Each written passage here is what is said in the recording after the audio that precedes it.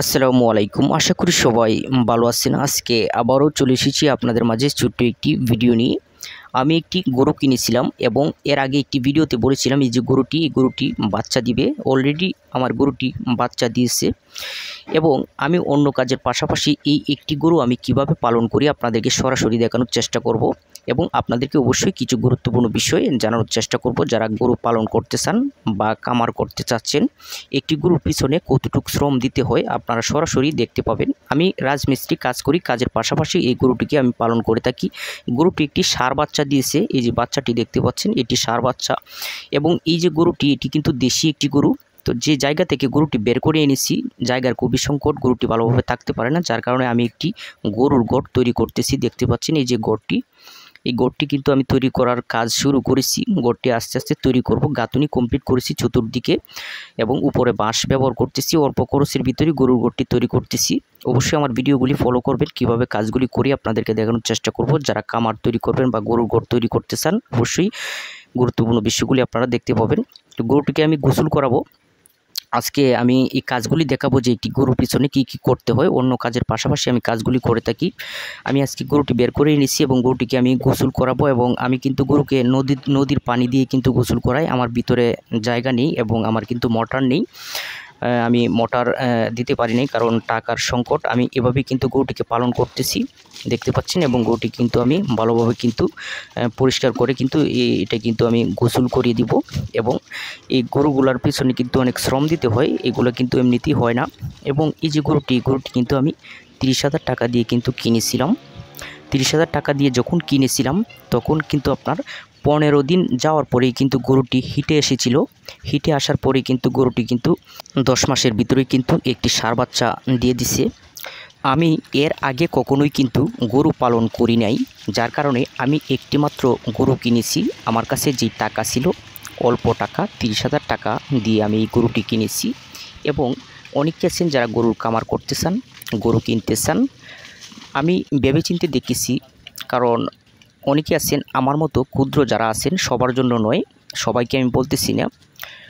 গ্রামে অনেক মানুষই থাকে এবং স্বপ্ন থাকে যে গরুর খামার করবে, গরু কিনবে, কিন্তু এর আগে কখনো এইগুলো করে নাই, এরকম মানুষ কিন্তু থাকে।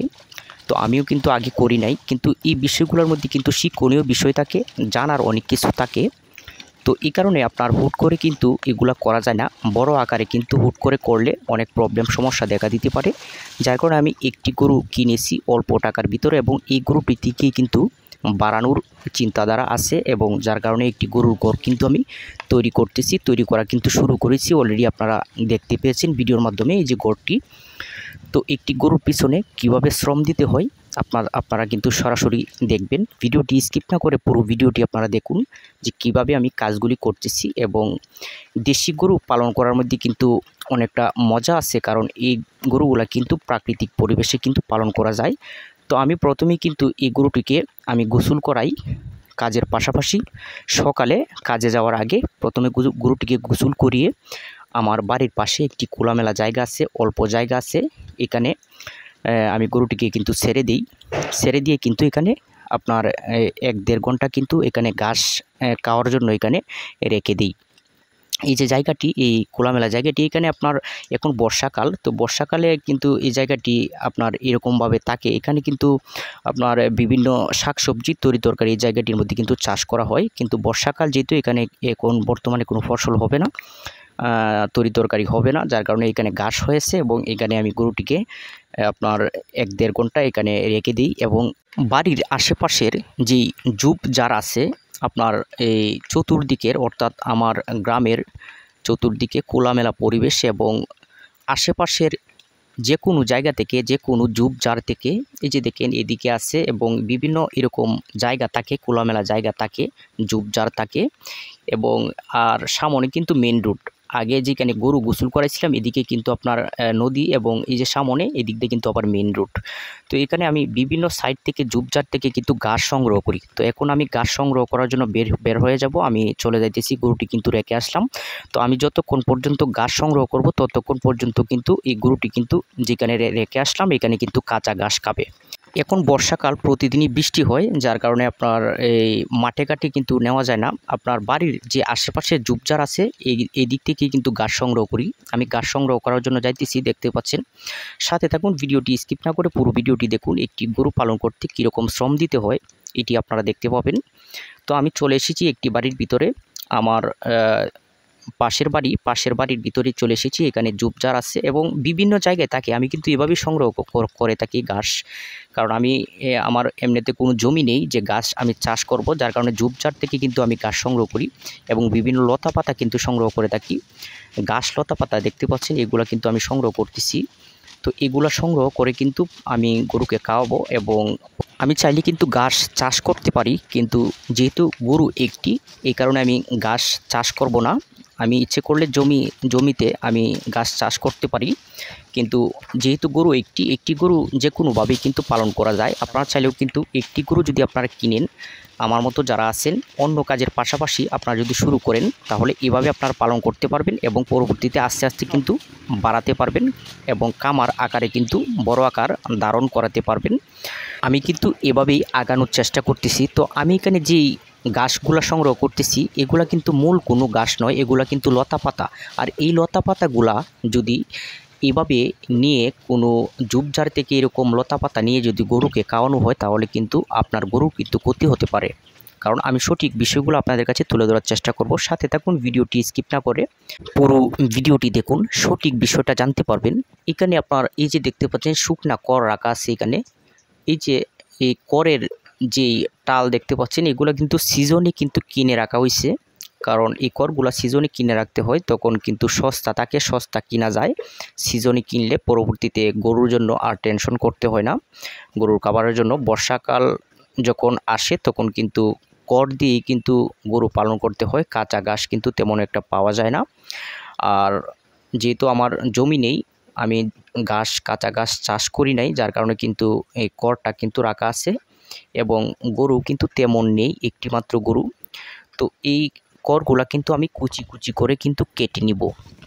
তো কাটার পরে কিন্তু আমি যে লতা পাতাগুলা এনেছি, এগুলা কিন্তু এই করের সঙ্গে কিন্তু মিক্স করব, সঠিকভাবে মিক্স করতে হবে। তো আমি আপনাদেরকে বলেছি যে আপনারা যদি এরকমভাবে এই যে লতা পাতা দেখতে পাচ্ছেন, এই যে লতা পাতা, এগুলা আপনার সরাসরি গরুকে খাওয়ালে কিন্তু গরুর পেটে সমস্যা হবে।